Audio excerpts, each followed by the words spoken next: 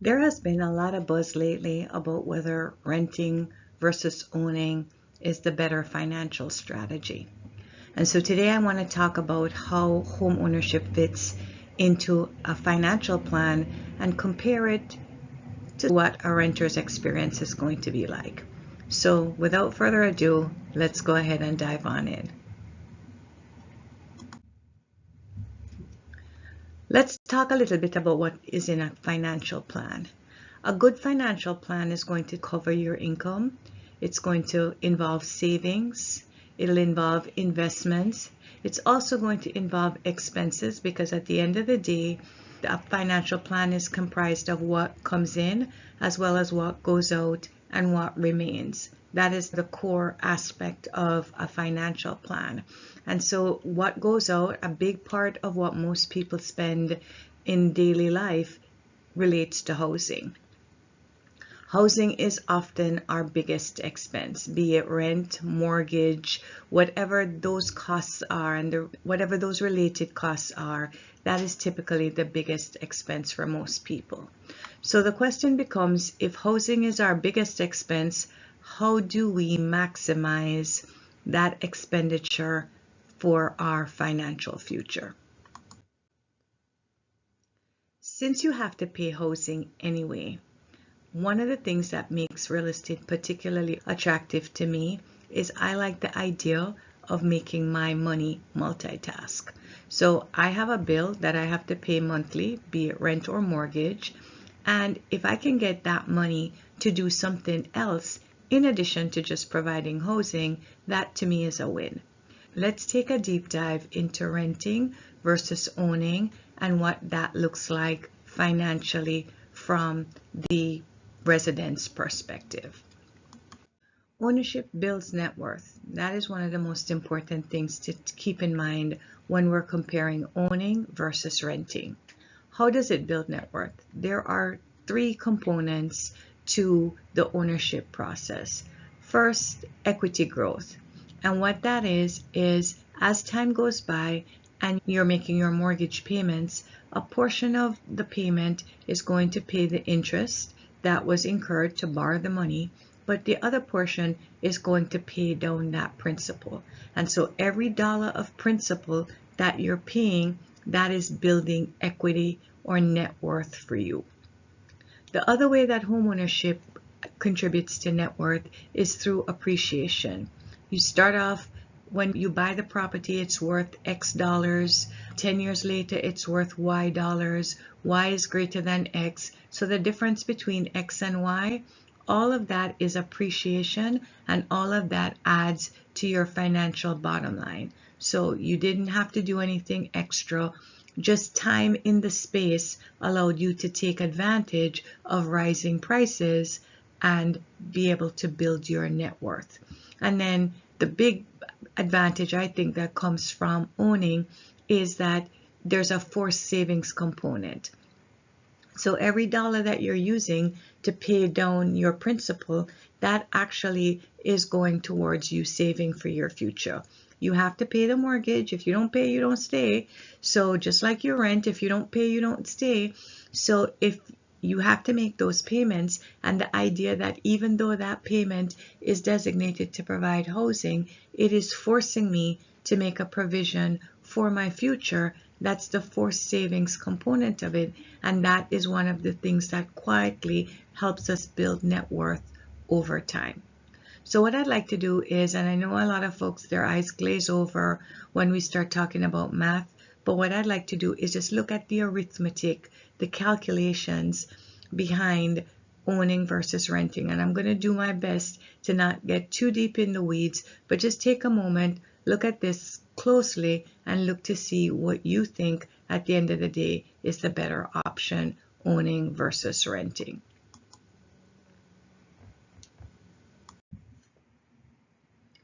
Okay, so don't freak out here. I know it's a lot of numbers, but we are really only going to be focused on two of them. The 350 right here in the top and the 344 right here in the bottom. Okay, and what this is a table of what your mortgage payment looks like or how it gets allocated over an 18-month period. So in this instance, We had a buyer, a home buyer, borrow $350,000. This is their beginning balance. And to pay that mortgage off over 30 years, they're going to have to make a payment of principal and interest of $2,212.24 every month. And a lot of times I hear people say, I pay so much in interest that I don't think it's worth it. So what I want to do today is, yes, you do pay a lot in interest, but I want to break down what those long-term effects are so that you can make the decision as to whether or not this makes sense, even though we are acknowledging that you do pay a lot of interest over the life of the loan. Now, this loan is being amortized. The interest rate on this loan is 6.5%, which is about standard in our market in 2026. So as a first-time home buyer with good credit, 6.5% is not outside of the realm of what is possible for you. So a beginning balance of $350,000, making monthly payments of $2,212.24 every month. In that first month, only $316.40 goes to principal and $1,895.83 goes to interest. So after you've made your first payment, you still owe $349,683.60. And most first-time home buyers, when they become aware of this number for the first time, are really taken aback. They're like, whoa, that is a lot of money that I'm paying for interest. But bear in mind that this is not a one and done. So what I want you to think about when you're evaluating buying versus renting is a longer term opportunity. So let's say that we stayed in this property for 18 months. At the end of 18 months, you would have paid $39,820.32 in mortgage. That would have been your total payment. Of that $39,000, a whopping $33,855.08 went to interest. Okay, that's a huge amount of money.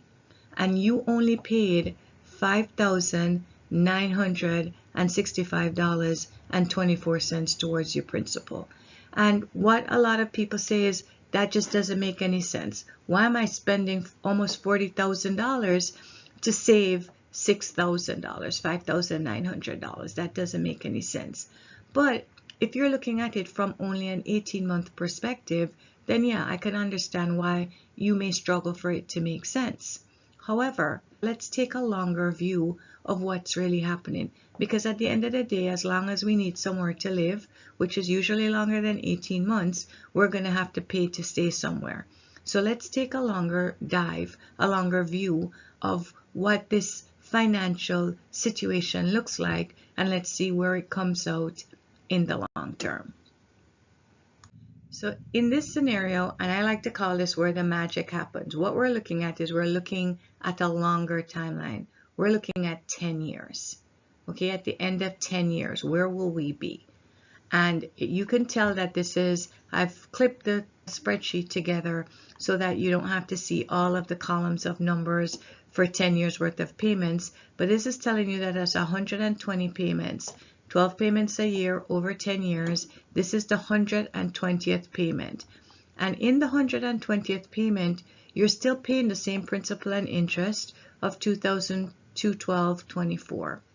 But what is happening is now, this month, you paid $601.76 in principal and $1610.47 in interest. And that's still a lot of money.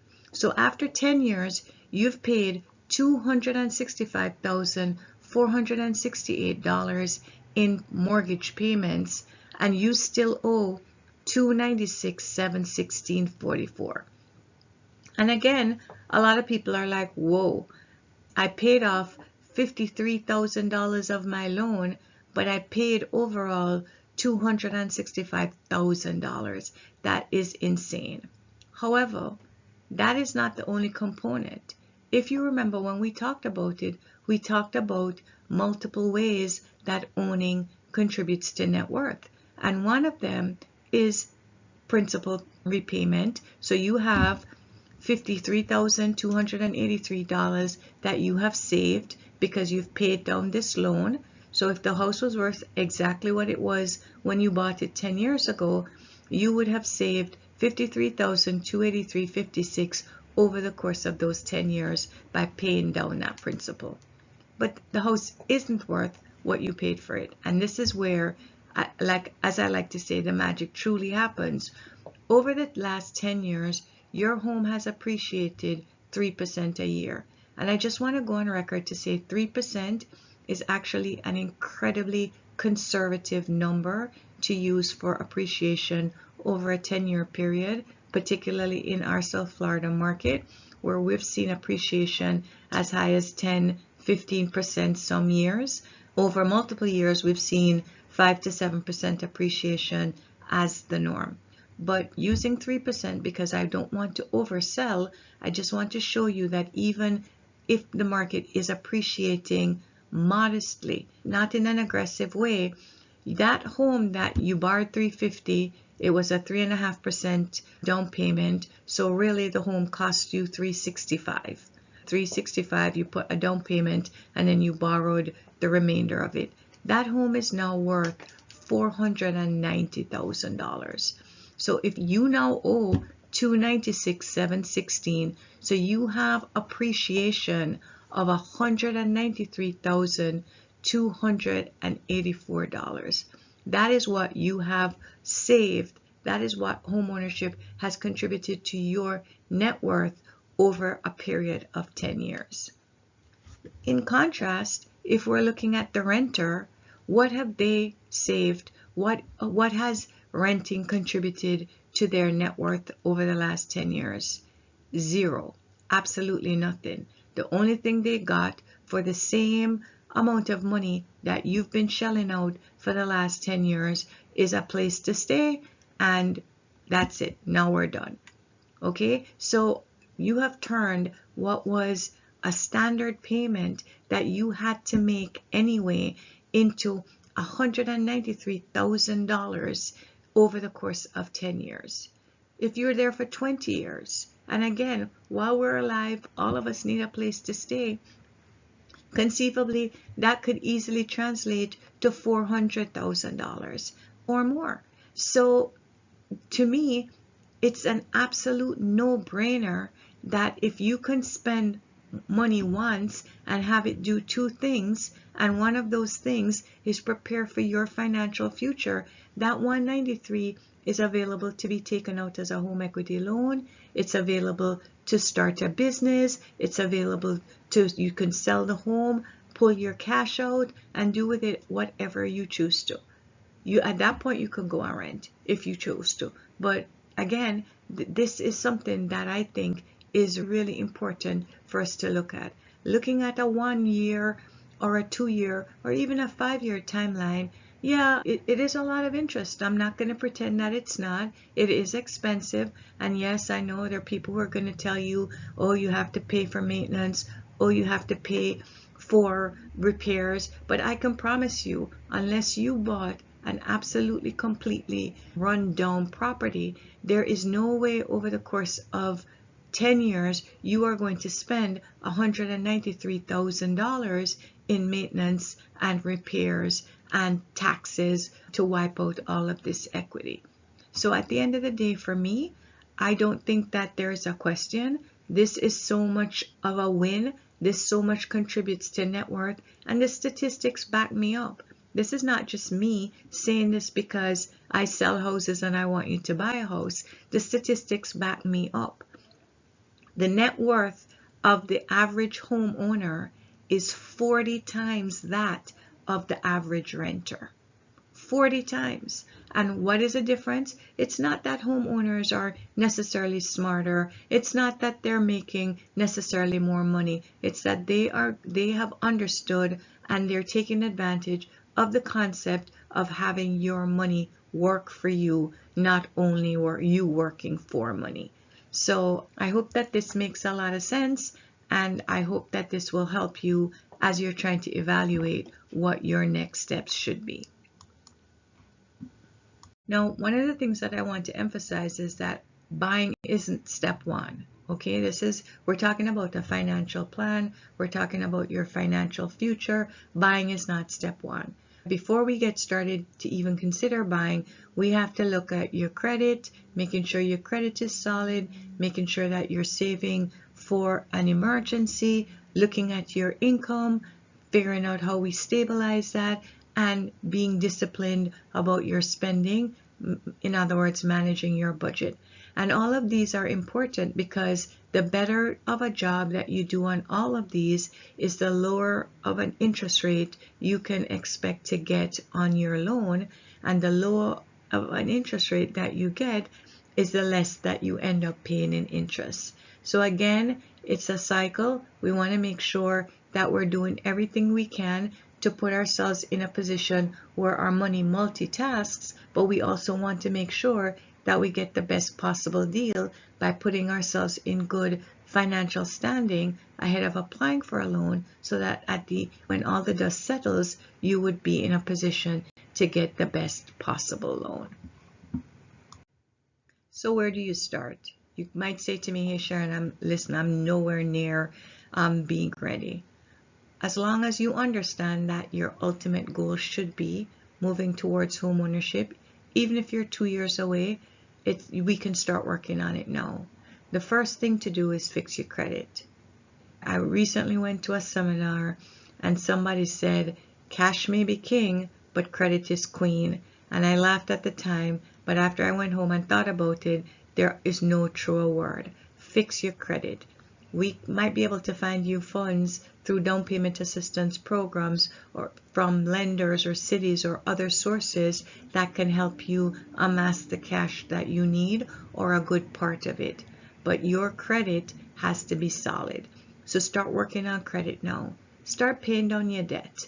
Okay, I did another video on your credit score and what factors impact that credit score. If you haven't seen it, go take a look and start to work on fixing your credit. Reducing debt, always a good thing. Always a good thing. Your debt to income ratio is one of the things that the lenders are going to look at as they assess your viability as a candidate for a loan. So the less debt, the better. Build savings. Always a good idea to have some emergency funds. Always a good idea to have something put away as you're working towards this goal of home ownership. We want to make sure that we put some savings aside. And then last but not least, learn the process. I am committed to providing as much information as I can out to the community about this process because I'm passionate about it. I believe that home ownership changes lives, not just for individuals, but for families and for generations. Okay? We're still unpacking the consequences of previous generations not participating in home ownership and not having the opportunity to participate in home ownership in today's world. So I believe that this changes lives for generations. Let's learn the process, watch the videos, watch my videos. There are other people out there who have videos. Watch their videos as well. I want you to be an educated consumer. An educated home buyer is the best buyer, because not only am I interested in getting you into home ownership, I'm interested in getting you into sustainable home ownership. So once you get the house, I want you to be able to keep it. So again, if you can only rent now, renting is just where you find yourself. Start planning. If you're renting and you're planning, you're working on credit, working on savings, working on learning the process, that is smart. You are now taking the steps towards building your financial plan and building your financial future. Homeownership is a journey. It's not something that happens overnight, and it is hard. I'm not going to sit here and tell you that it's easy.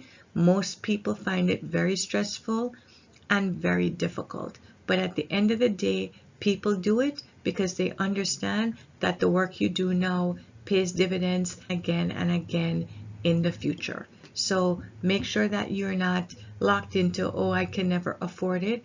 I remember when I bought my first house, or I was looking to buy my first house, my husband and I were driving through a neighborhood, and I said to him, why are we even over here? There is no way that we are going to be able to afford this community. There's just, why are we even here? And he said, have faith. We're gonna do this. And it took us a couple of years. And this was not a luxury community. This was entry level, first time home buyer, 3-bed, 2-bath home, nothing special, just a regular first time home buyer opportunity to get in. But it took us 2 years, but we moved in, and that was one of the best financial decisions we made. That put me on the path to ownership, and I've been able to compound and build on that over the years. So I'm not telling you stuff that I'm just talking about. I'm telling you things that I know. I'm talking to you from lived experiences. And as you can see, this is something that's really important to me, because I really think that if more people understood what the impact was of making the decision not to buy, they would make a different decision. Your timeline, again, is personal. Just make sure that you have a timeline. You want to make sure that you have a stable job, that you have some savings. You need to know what your lifestyle goals are and what your family needs are. The only word of caution that I would make, I've done a video that talks about the difference between assets versus expenses. Not all expenditures are the same. An asset is something that gives you a benefit in the future. An expense is something that you consume at this time. Paying a mortgage is buying an asset. Paying rent is incurring an expense or paying an expense, right? There's no future benefit from renting that there is a future benefit from owning. So just keep in mind that don't get too caught up in the lifestyle goals. A lot of times it may take multiple homes for you to get to ultimately where you need to be or where you want to be. First home is not dream home. First home is putting us on the path so that we can take the steps to get to the dream home. Now, for some people, they may start out in a different place where first home is a dream home. That wasn't my story, and for many of the clients that I help, that wasn't their story either, but they got there. So it's about starting the journey, taking the steps, moving through the process, because a journey of 1,000 miles begins with a step, and until you take that first step, you are stuck exactly where you are.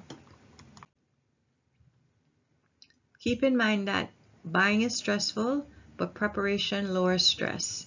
It's easier to qualify. You get better terms, which means it's more affordable. You have to spend less of your money to accomplish the same goals, and you feel confident. You know what to expect. You prepare for the eventualities. Nothing's a surprise. Nothing is a shock. You get to the other side with less angst and anxiety. As I said earlier, an educated consumer, an educated buyer is a great buyer because they know what to expect and they can put themselves in the best possible position to take advantage of the opportunities that are in front of them.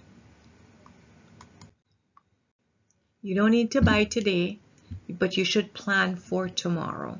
There's a QR code here that you can scan if you want to book a free 15-minute call with me to discuss your options, or you can use the link on the screen to be able to put yourself on my calendar.